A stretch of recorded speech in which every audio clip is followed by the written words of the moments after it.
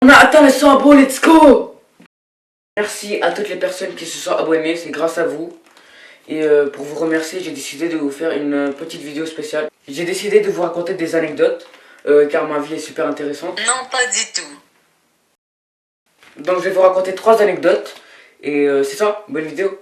Donc la première histoire se passe quand j'avais 9 ans, et j'ai failli perdre mon pouce ce jour-là. En fait, je vous explique, il y avait un cambrioleur qui s'est introduit dans la maison de ma voisine. Et là, après moi, je suis sorti comme un bonhomme. Là, j'ai commencé à lui mettre des patates. Là, il a commencé à me mettre des patates. Là, on a commencé à se battre. Et là, après, il a sorti un couteau, il a stab mon doigt. Et après, il s'est enfui, il a eu peur de moi. J'ai pas trop l'impression que vous me croyez. Et donc, la vérité, c'est que je me suis coupé le doigt en essayant de couper une amande. J'étais chez ma tante. Et là, après, il y avait des amandes sur une table. Et là, après, moi, j'ai voulu montrer que j'étais un bonhomme. Alors là, je suis allé chercher un couteau. Et je crois que vous savez la suite. Au lieu de couper l'amande, j'ai coupé mon doigt. Donc voilà, quand j'ai coupé, j'ai ressenti une petite douleur. Et là après j'ai lâché un petit aïe. Là j'ai regardé mon doigt. Et là j'ai crié ma vie, je voyais tout le sang qui coulait. J'ai crié comme j'ai jamais crié. Et là après ma mère elle est venue, elle a crié comme elle a jamais crié. Et là après ma tante elle m'a mis une serviette sur mon doigt. Et là après on a foncé vers l'hôpital. Et au final j'ai eu 6 points de couture. Et depuis ce jour-là je suis traumatisé par les couteaux. Et à chaque fois que je vais couper un truc, je coupe méga lentement. Et je ramène mon cellulaire avec moi au cas où je dois appeler l'ambulance. Donc j'ai encore la cicatrice. Et je peux vous dire que c'était pas une méga belle expérience. Donc la deuxième histoire se passe quand j'avais 10 ans. En fait je jouais avec mon cousin au vélo.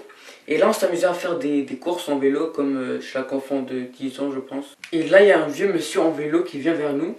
Et là il nous dit venez on fait la course jusqu'à chez moi. Et là après on joue aux jeux vidéo chez moi. Donc moi j'avais 10 ans. Je savais qu'on n'allait pas jouer aux jeux vidéo. Je pense qu'il a cru que j'étais une victime facile car j'étais quelqu'un de petite taille. Mais j'étais pas débile, ok, j'avais 10 ans. J'en profite pour vous dire si vous avez un petit frère ou une petite soeur, apprenez-les que si quelqu'un vient les voir et il dit qu'il a des bonbons, il va pas vraiment lui donner des bonbons. Alors après, moi et mon cousin, on a juste speedrun jusqu'à chez nous. Speed vélo parce qu'on est en vélo. Donc au final, on n'a pas dit à nos parents parce qu'on voulait pas qu'ils aient peur et qu'ils nous laissent pas sortir après.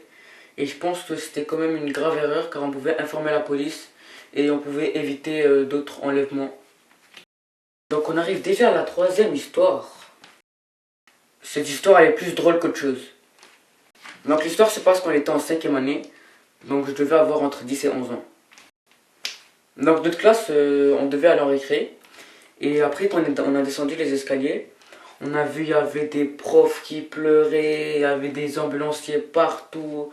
Voilà, c'était la panique. Et après il y a une prof qui nous a dit de remonter en haut et que la récré était annulée.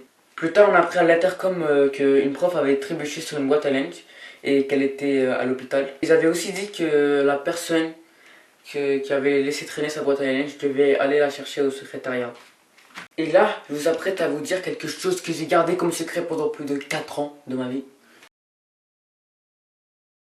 C'était moi qui avais laissé traîner sa boîte à linge.